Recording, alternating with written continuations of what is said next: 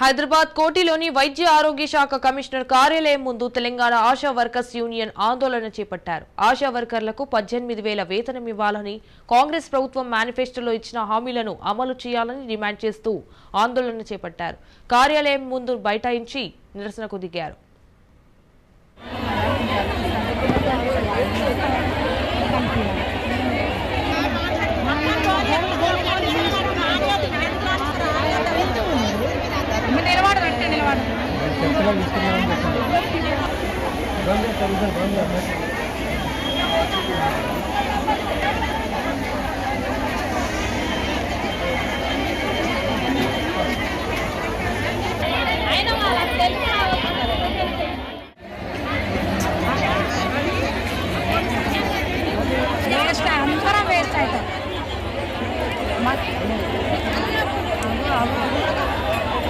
రమ్మని